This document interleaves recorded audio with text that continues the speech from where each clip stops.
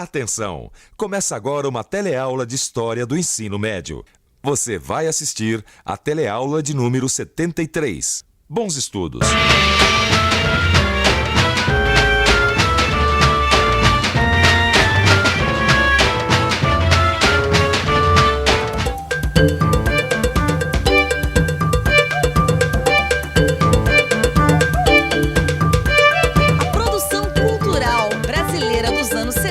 É exatamente o tema dessa teleaula.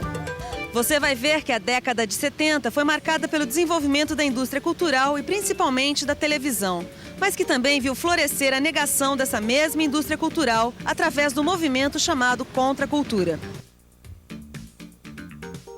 Ô Vicente, olhando todas essas imagens, dá até pra gente pensar que no começo da década de 70 no Brasil era tudo festa, né? É, mas na verdade... Não precisa nem me falar. Enquanto todo mundo estava comemorando o tricampeonato, vários brasileiros estavam sendo presos, torturados, deixando o país. É verdade. Era o auge da repressão militar. É mesmo. Aí eu fico pensando, com toda essa repressão, essa perseguição, será que era possível fazer cultura no Brasil dessa época? De fato, não era nada fácil fazer cultura no Brasil no começo dos anos 70. Principalmente porque grande parte dos nossos artistas e intelectuais estava sendo obrigada a deixar o país. Partiram para o exílio nessa época personalidades como o arquiteto Oscar Niemeyer, o teatrólogo Augusto Boal, o antropólogo Darcy Ribeiro, o cineasta Glauber Rocha, o educador Paulo Freire e músicos como Caetano Veloso, Gilberto Gil e Chico Buarque. Ou seja, a década de 70 mal começara e grande parte das melhores cabeças do Brasil estavam fora do país. A década de 70 já nasce sob os rigores do AI-5, lembra? Decretado em dezembro de 68. Com o AI-5, a censura passa a dificultar a vida cultural e política. Toda e qualquer ideia ou manifestação artística que não estivessem de acordo com o que pensavam os militares era proibida. Livros, peças de teatro, filmes, músicas, nem mesmo shows internacionais escapam da censura. Imagina que até o balé de Bolshoi, um dos melhores do mundo, é proibido de apresentar-se na TV.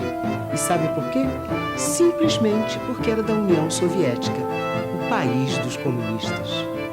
Como você vê, escapar das garras da censura no início da década de 70 não era nada fácil. É uma missão que só era possível com muita criatividade. Chico Buarque chegou a compor uma música chamada Acorda Amor, que retrata muito bem esse momento. Acorda, amor, eu tive um pesadelo agora.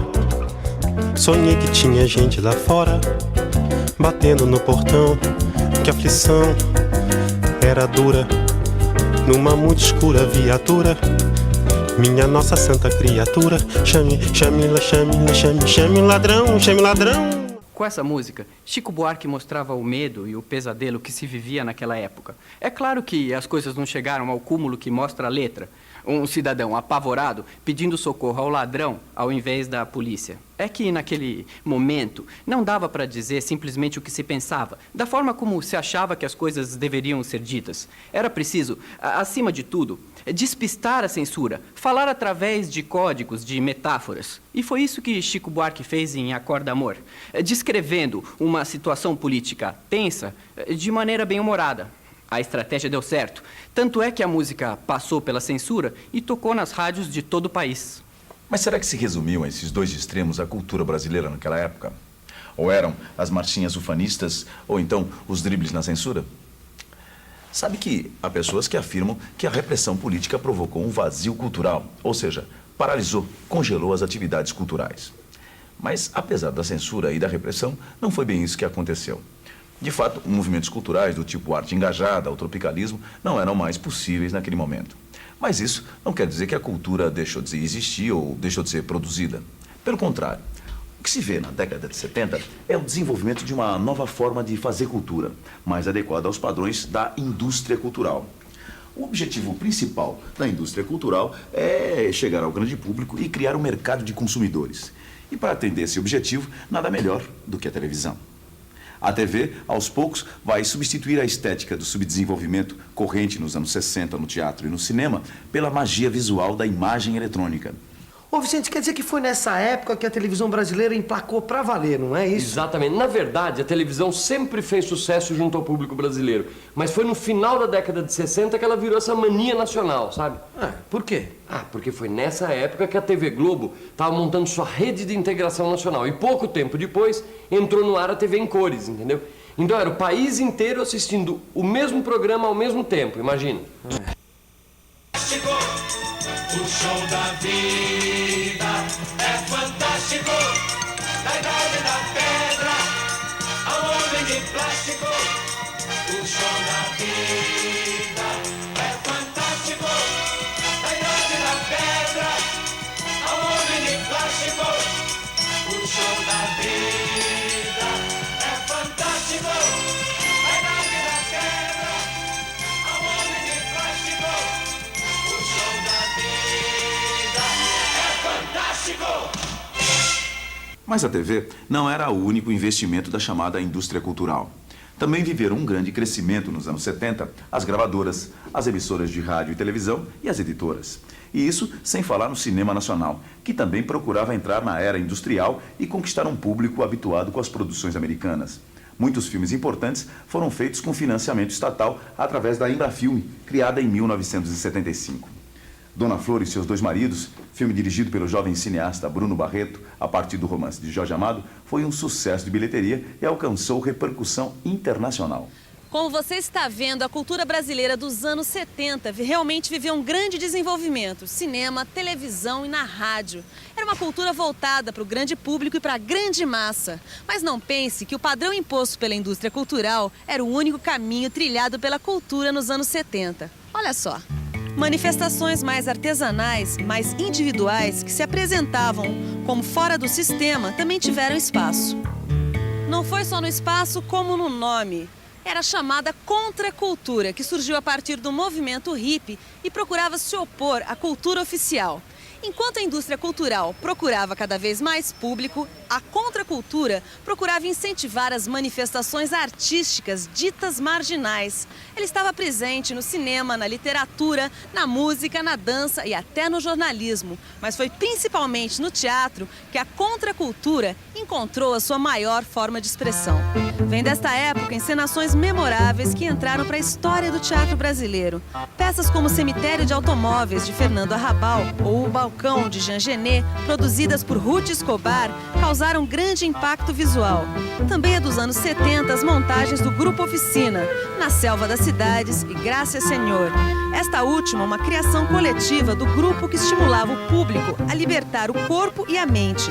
Um pouco mais à frente, já em 1975, surge o grupo Asdrubal Trouxe o Trombone, que com irreverência e humor encena Trate-me Leão, que fala dos caminhos e descaminhos da juventude. Mas não era só no teatro que a contracultura se expressava. Na literatura também ocorria o mesmo fenômeno. Nos anos 70, a literatura foi marcada pelos poetas marginais e seus livros mimeografados, vendidos nas portas dos cinemas, nos teatros, nas mesas de bar. Livros feitos assim, olha, artesanalmente, um a um, mimeografados mesmo. É que essa foi a única maneira que muitos poetas e escritores encontraram para continuar exercendo sua arte. Porque, de um lado, eles tinham a censura do regime militar e, do outro, o bloqueio da indústria cultural, que estava mais interessada em produtos que atingissem o grande público. Entre esses escritores e poetas estão Torquato Neto, Wallis Salomão, Chacal, Cacaso e Paulo Leminski. A literatura dos anos 70 não se limitou aos poetas marginais. Os livros de memórias foram outro gênero de literatura que floresceu exatamente nessa mesma época. O primeiro desses livros foi este aqui, ó. Baú de Ossos, de Pedro Nava, escrito em 1972. Mas o sucesso desse tipo de literatura veio mesmo em 1979, com este outro livro aqui, O Que é Isso, Companheiro, de Fernando Gabeira. Gabeira, ao retornar do exílio, resolveu contar as suas experiências da época da guerrilha. Foi um tremendo sucesso. E depois dele, vários ex-guerrilheiros resolveram contar as suas histórias em livros. Ô, Vicente, até aí tudo bem, mas olha, tem uma coisa nessa história aqui que eu não tô conseguindo entender direito. O que é? Pode falar. Vem cá, afinal de contas, mudou ou não mudou a cultura brasileira dos anos 60 para os anos 70? Olha, Gil, É claro que o jeito de se fazer cultura dos anos 60 ficou lá nos anos 60. Certo. Mas teve uma coisa que passou dos anos 60 para os anos 70 e que não mudou. Sabe o que foi? Não, o que foi? A revolução de costumes, que nem a repressão militar conseguiu barrar. Olha aqui, ó. A revolução dos costumes começou nos anos 60 e prosseguiu com tudo nos anos 70. Foi uma revolução que mudou os valores e a forma de pensar, de sentir, de viver. Era preciso quebrar as estruturas, ser radical, tentar o desconhecido. A revolução dos costumes mudou as maneiras de protestar e de criticar. Se antes a luta era pelo coletivo, pelo todo, a partir daí ela passa a ser uma luta individual de cada um, ou como bem disse Caetano Veloso. Não pensem que é um papo torto, é só um jeito de corpo, não precisa ninguém me acompanhar. E atenção, se liga aí, que é a hora da revisão. Na teleaula de hoje, você viu que a década de 70 foi marcada pelo desenvolvimento da indústria cultural e principalmente da televisão.